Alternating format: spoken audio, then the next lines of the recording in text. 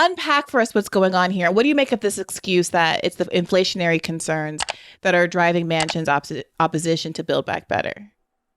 I don't really view I kind of look at it as we missed a gigantic opportunity Biden did. If he actually cared about his domestic agenda as much as he said he did, we'd have an honest conversation about, what drives inflation and what doesn't, and the role of government spending. I think inflation, at least the data points to corporate profits, corporate greed. I think that's sort of the main culprit. But even if you want to stick with government spending as the excuse that Manchin gave, you'd have to look at the biggest expenditures. Even if you look at Social Security and Medicaid, that occupies a massive chunk of the budget.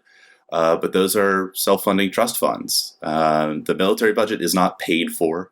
It's not offset by a corresponding tax increase.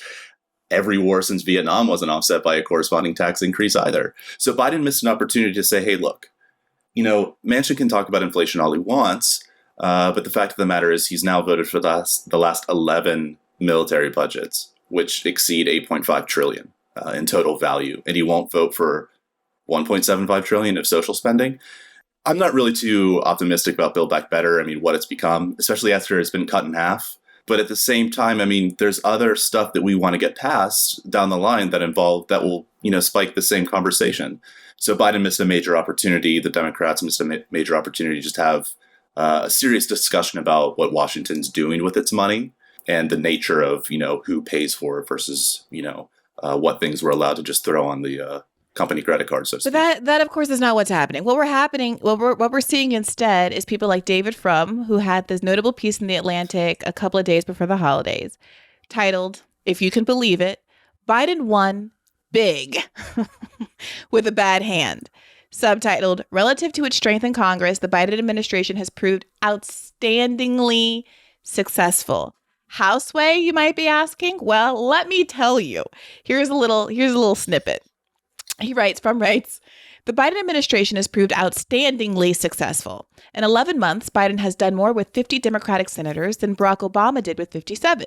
He signed a $1.9 trillion COVID relief bill in March 2021, $1,400 per person in direct payments, notably not $2,000. $350 billion in aid to state and local governments, an extension of supplemental unemployment insurance benefits and subsidies under the Affordable Care Act.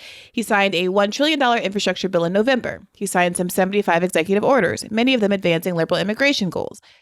No reference to the extreme unpleasure coming from the immigration activist community right now. Never mind. He's also won confirmation for some 40 federal judges, more than any first-year president since Ronald Reagan, and twice as many as Donald Trump confirmed in his first year.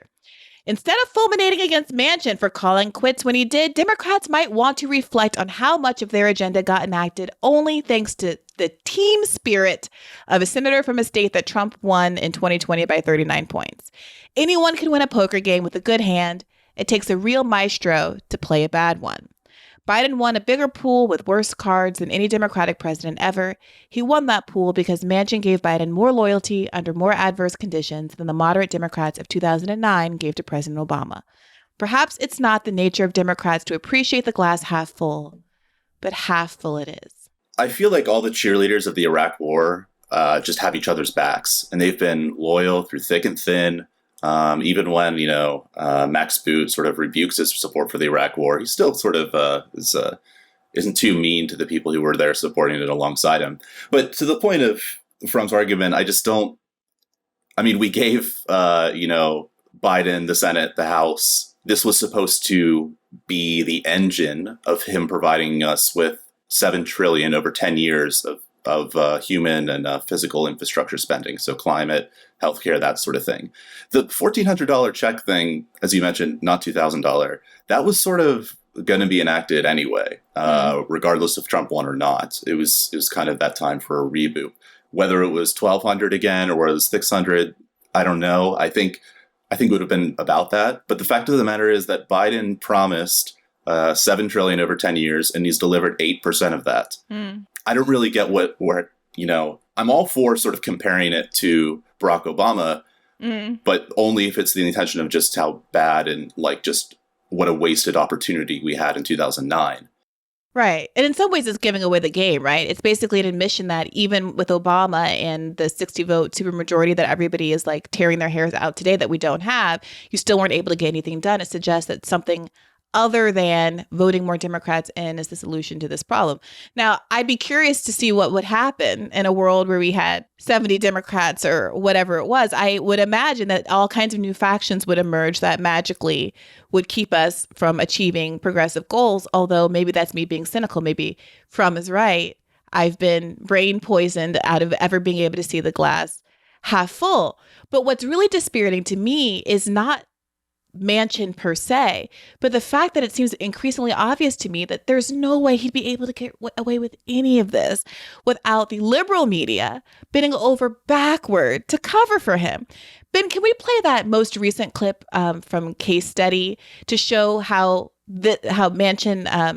Manchin's choice not to vote for Build Back Better is being covered right now by the liberal press? I think this is an MSNBC clip. I want to share a point that the Washington Post Ed Board put out, basically criticizing Democrats, saying you need to stop being all or nothing on this bill, where they write, the bill's authors have refused to prioritize programs for funding now.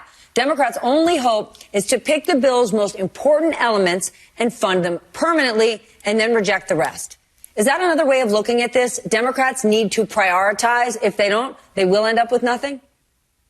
I mean, that's what Joe Manchin is saying, right? He's saying that he doesn't want a bill that has a bunch of different things that, sunset in different time periods over 10 years. He wants to fund it all at one point now, and then make sure that people can't go and take it back. And I think that is basically where we're at, right? If the person who holds most of the cards here in Congress is saying, hey, guys, I don't want to do it the way you want to, you're going to have to take yes for an answer. It's not the yes you want. And it's definitely not how Democrats have been talking during the campaign of 2020 and earlier this year. They've talked about, changing so much, working to make sure this is a different country, better for middle-class Americans. And they are also realizing that some of that stuff is going to be really difficult. First of all, can I just say, this is a little bit of me just taking my personal angst out into the world, but they just let anybody come on TV and talk, no matter how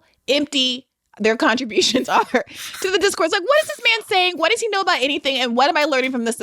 All I heard, the point that I wanted to take away is that he seemed to me to be mischaracterizing what the holdup is with Joe Manchin. Because all of that stuff he was saying about, well, Joe Manchin just wants to make sure that things sunset and are fully funded, none of that was in the conversation, the Fox News interview that started this whole week-long news cycle now about Build Back Better being dead. Am I wrong?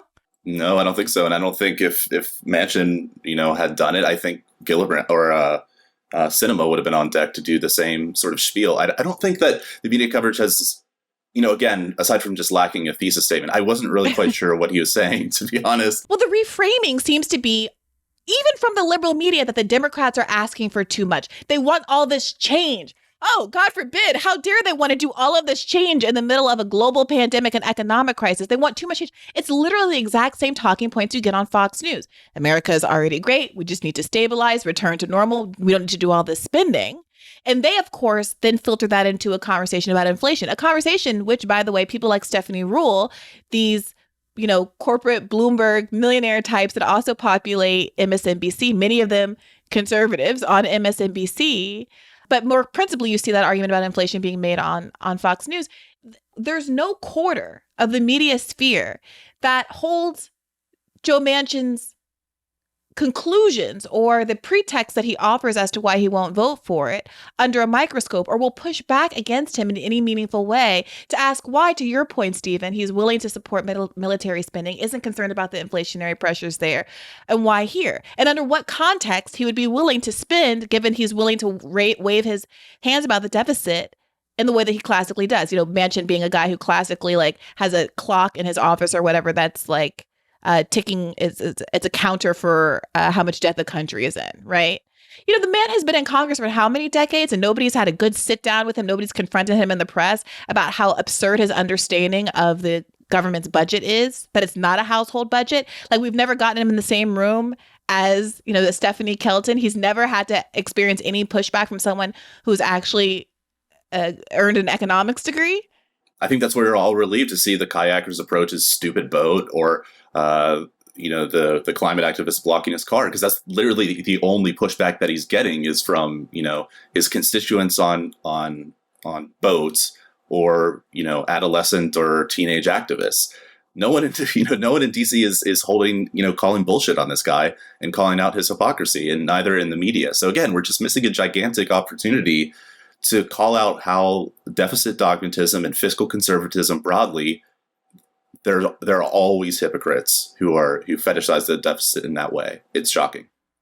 So, I mean, I don't want to be all doom and gloom here, and I'm failing disastrously at that effort. I know. I'm sorry, guys. I don't mean to bring you down after the holidays. But what in your estimation is the best approach to take here? Because it doesn't seem like anyone in the media is going to come and save us. It feels like everyone has forgotten to actually listen to, and I want us to listen to some of the actual case represented by Biden in that 13-minute long Fox interview, because I think it's really important to listen to what he actually does say to be able to push back against his arguments. But before we do that, I mean, being in this space and tracking the numbers and the granular way that you do, what do you think is the best case to be made in this moment? I think one of Manchin's excuses was that he was afraid we wouldn't have enough money to take on Russia or China if we voted for it. Now, this is just another thing the media is missing, is that Biden has fully embraced a new Cold War with Russia and China, seeing them sort of as a bloc, but mostly China, which is kind of flawed. But the bargain that I think he made with progressives in Congress early was that they wouldn't go too hard on him for that. So as long as he was able to sell his domestic agenda using Cold War discourse, and what we're left with at the end of 2021 is sort of on an annualized level versus what he promised versus what he enacted, we're looking at a military budget that's about $40 billion higher than what he campaigned on, and a domestic budget $40 billion higher. Yeah, it's pretty wild. And the good thing is, like, I think, think about it now, I think it's actually 41 billion, but I was off by $1 billion and no one really cares because these numbers are so astronomical that you can kind of miss by even 5 or 10 billion and people still think you're smart. But the one thing that I will add is that when you look at his domestic budget, he tried to sell it through the same means. So if you listen to his Biden's infrastructure speech that he gave in Pittsburgh, that he introduced the bill, which was originally $2.25 trillion, it did pass, but it was $550 billion, not $1 trillion, as Frum said. That includes money funded through transportation that was already going to be spent anyway. So the amount of money that the infrastructure bill actually represents is $550 billion in total. So Biden, during that introductory speech, he mentioned China more than he did climate at like an obscene rate, like 3-to-1 or something. So the experiment that he sort of did was that we can reduce affective polarization, which means how much the public and representatives in Congress ally with their own party versus the outside. So it means, this reducing this polarization would mean just kind of sliding towards and finding common ground under this common enemy of China. And Biden tried to do that with non-military spending and military spending, but it turns out Cold War discourse only works one way, and we only got an increase in military spending. So we're stuck with now $778 billion in military spending. And from the $700 billion annually, so $7 trillion over 10 years, he promised in physical and human infrastructure, we only have $55 billion.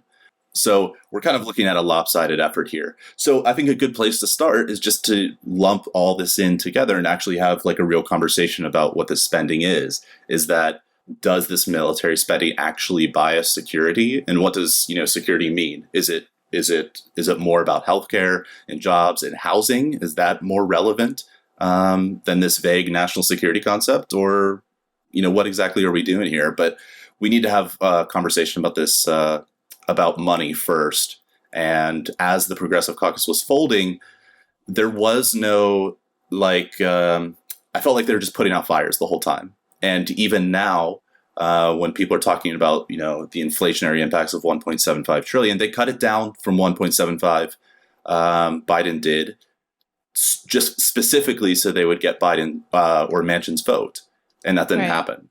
So now what we're looking at is just kind of a very uphill battle, talking about very fundamental things that we should have been proactive, progressives in Congress should have been more proactive about from the very beginning. Well, how much do you think really does land at the feet of progressives in terms of who's at fault here? Because, if we do the replay through, the timeline here, we had the case being made was that there was a human infrastructure part of this, and there was a quote unquote traditional infrastructure part of this, and they were coupled and one had to pass with the other. The thought being that broadly bipartisan folks across the aisle were into this normal infrastructure, the bridges and roads. Oh, magically, someone wages a wand and the grand idea comes to bifurcate those two, obviating any potential for real leverage as it comes down the pike. Some of the progressives in the last couple of months said, okay, you've decoupled these two bills, but we are not going to vote. 6 progressives in the House ultimately did hold the line and said, we are not going to vote for the traditional infrastructure bill until we get a vote on the human infrastructure bill. They did hold the line, but of course, hocus pocus, magic poof, they get people to cross the aisle and actually vote for the bipartisan bill because, that was the whole point the whole time, that it was going to be a bipartisan effort. We didn't need those 6 progressives. Where they could genuinely hold things up because you needed every Democrat to vote, they don't, but that's a whole nother story. # force the vote. I don't care how mad you guys are at me. It's true. So now here we are in this space where, Joe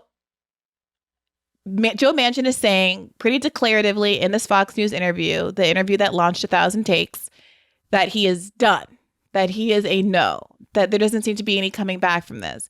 Joe Biden had issued a press release a day or two before the Fox News interview where he suggested that there was still wiggle room with Joe Manchin, but Joe Manchin very declaratively at the beginning of this Fox News interview says otherwise. Perhaps we should go ahead and just play the beginning of that interview to orient ourselves, Ben. Without you, the leadership doesn't have the votes it needs. So today, right now, what's the state of play? Well, Brett, this is a mammoth piece of legislation, and I had my reservations from the beginning when I heard about it 5.5 months ago, and I've been working diligently every day and every minute of every day. I've been working on this, meeting with, whether it be the President Biden, whether it be Majority Leader Schumer and his staff, whether it would be with Nancy Pelosi, all of my colleagues, from all different spectrums of the political spectrum, if you will, from the right to the left. I've done everything humanly possible. And my concerns I had, and I still have these concerns, and where I'm at right now, the inflation that I was concerned about, it's not transitory, it's real, it's harming every West Virginian. It's making it almost difficult for them to continue to go to their jobs, the cost of gasoline, the cost of groceries, the cost of utility bills. All of these things are hitting in every aspect of their life. And you start looking at, then you have the debt that we're carrying at $29 trillion. You have also the geopolitical unrest that we have. You have the COVID variant, and that is wreaking havoc again. People are concerned. I've been with my family. I know everyone's concerned. So when you have these things coming at you the way they are right now, I've always said this, Brett, if I can't go home and explain it to the people of West Virginia, I can't vote for it. And I cannot vote to continue with this piece of legislation. I just can't. I've tried everything humanly possible. I can't get there. I haven't negotiated on a legislative level in my life.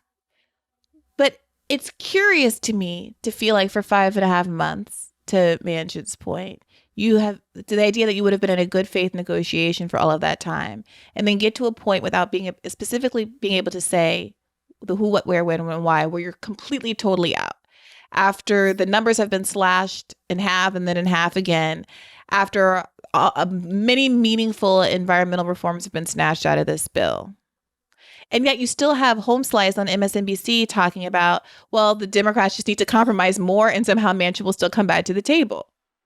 It's amazing how much the center has moved right just on this piece of legislation, or, let alone the last, 50 years.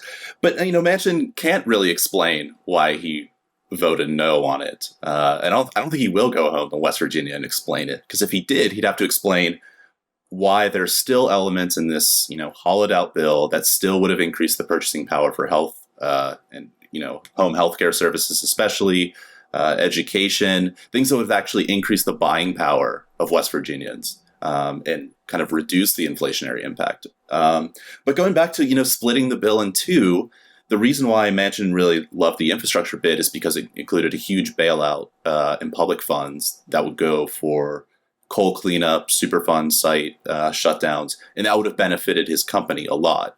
So once those were split in two, it's kind of just, any bit of bribery you could have used to get the human part of that human and physical infrastructure deal through fell apart.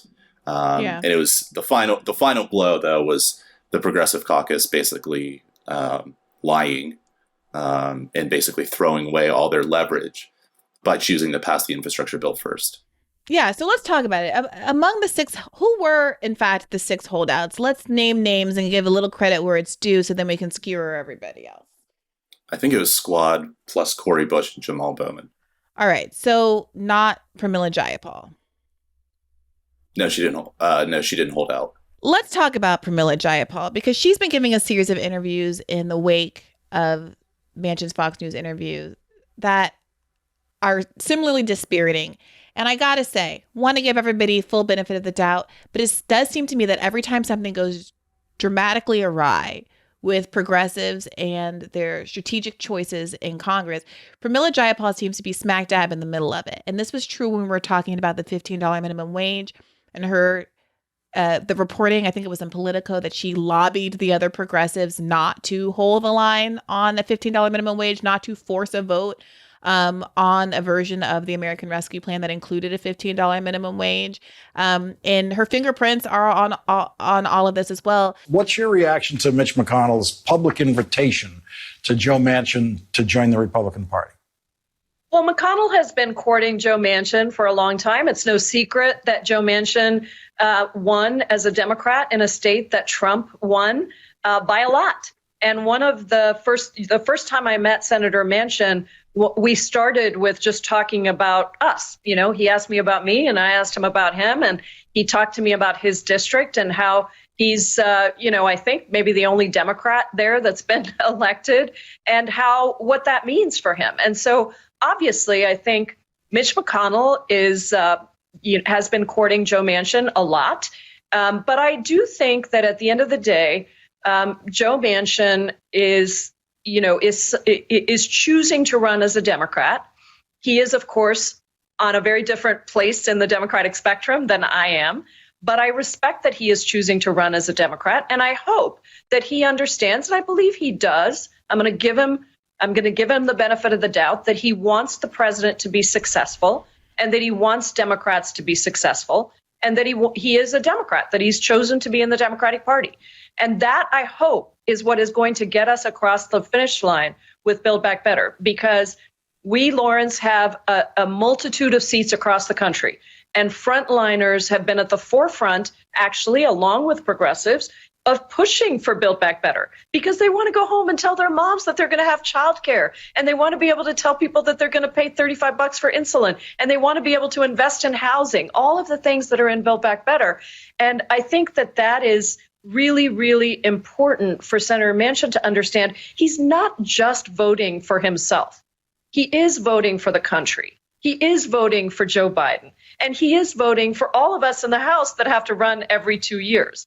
And I think he wants us to understand his position. We certainly want him to understand ours, which is why his commitment to the president on that framework was so very important, because it was a direct commitment to the president of the United States, who then made a public and direct commitment to progressives. What is happening? That was recorded. That was from the 22nd of December, after shit hit the fan.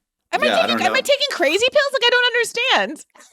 No, I mean, if I were her, I'd feel like such a chump right now. I mean, she basically said when they passed the infrastructure. Oh yeah, we got a word from the president that Manchin would oblige. So I don't know if we ever got word of whether Biden was lying to the Progressive Caucus or whether Manchin was lying to Biden. But the fact of the matter is, who cares? I'm also not sure the last time a Democrat went to West Virginia, aside from Senator Sanders.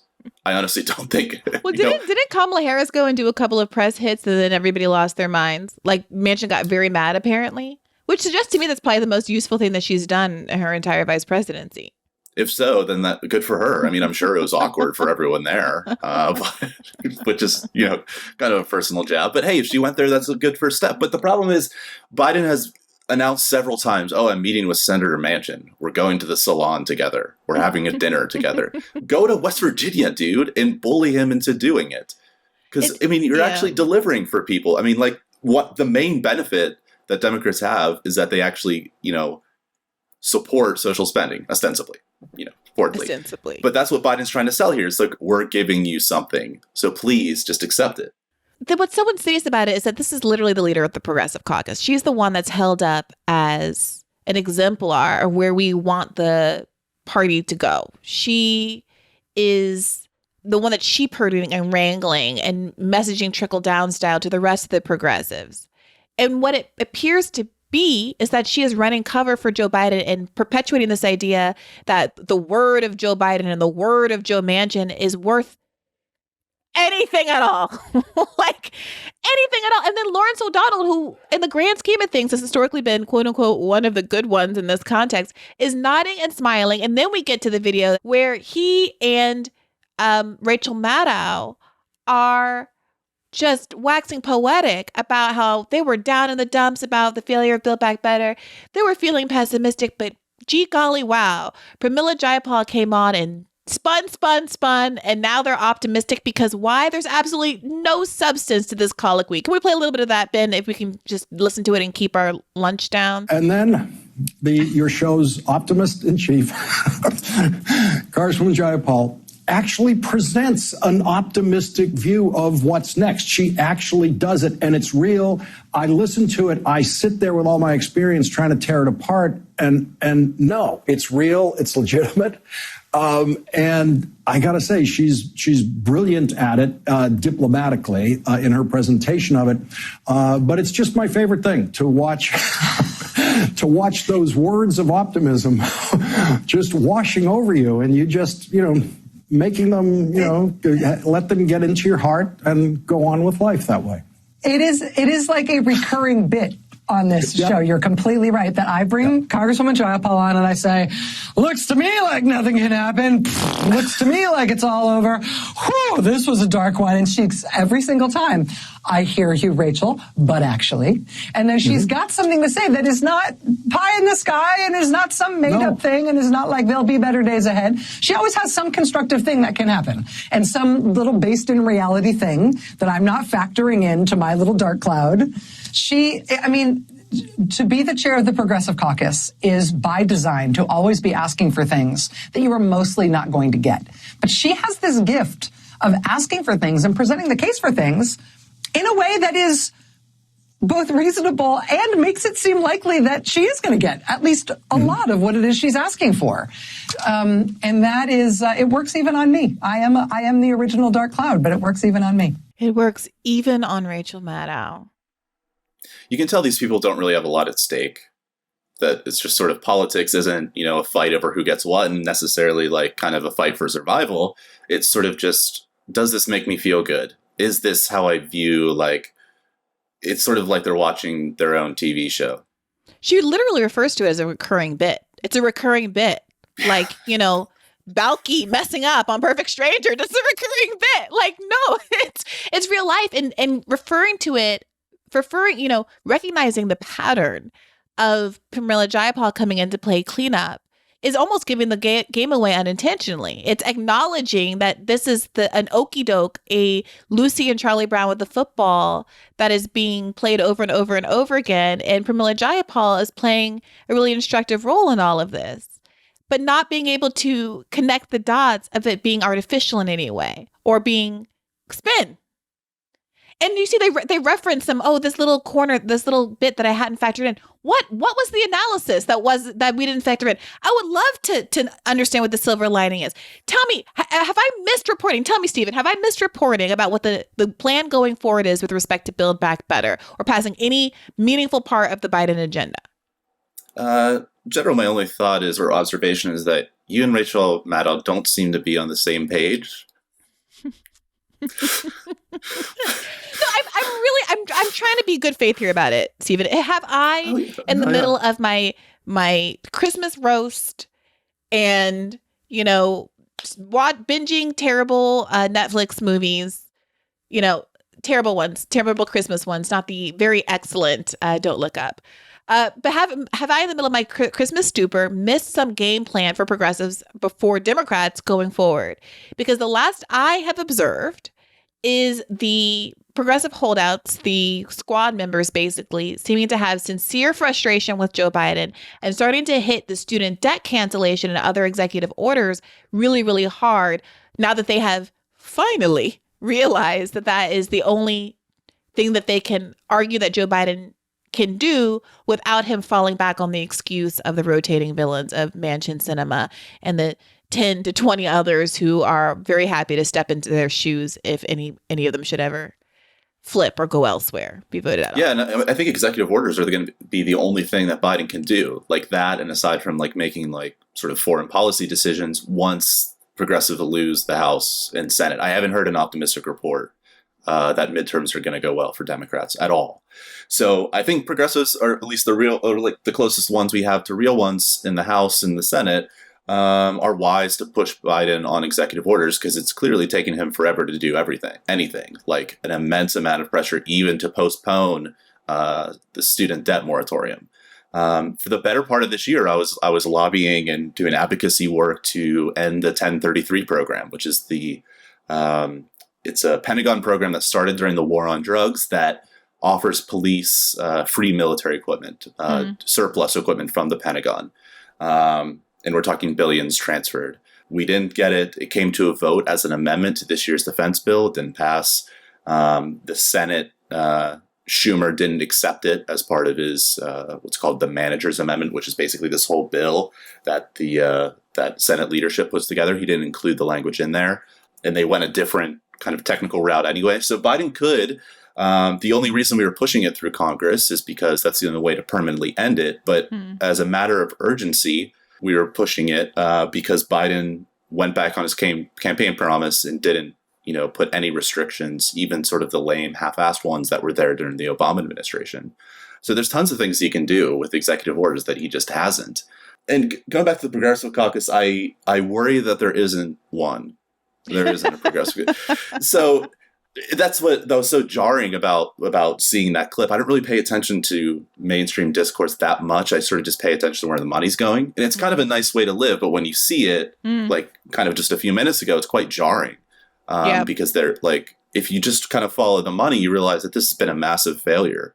And also look at the votes on military spending. So not only did the Progressive Caucus cave on, tying the bills together, which cost $3.5 trillion, over half the Progressive Caucus voted for the military budget, which is higher than any point during the Trump administration and about $170 billion higher than it was in Obama's last military budget. So we're kind of looking at it here as like, okay, what's the purpose of this thing other than to say, look how many members we have? Because I don't really see it functioning in any serious way. I mean, you can point to maybe small procedural victories or language that was included, like PAYGO waivers, for example. But in terms of actually changing the redistribution of wealth, Well, I figured since we're still talking about SALT, years later, we can still talk about PAYGO. We don't have to talk about it. I was just, kind of bringing that up. But no, I'm just joshing. Look, I'm with you on the maybe we don't have one point, and I really am. Like, I don't want that to be the case, right? And I would love to be in a position as independent left media to be, able to be, advancing, bolstering, amplifying important messages and demands that are coming out of the Progressive Caucus. And I'm conscious of the fact that if I lose faith in that relationship, it puts us in a worse position than we arguably might be if I did have faith. But I also don't want to have blind faith. Hey, YouTube, thanks for watching. Just a reminder that this is a podcast. You can catch an extra premium episode every Monday for $5 a month at patreon.com/badfaithpodcast. That's patreon.com/badfaithpodcast for $5 a month, an extra episode every week. Additionally, please do consider liking this video, subscribing to this channel. It helps us out. It helps independent media beat the algorithm. We appreciate you. And as always, keep the faith.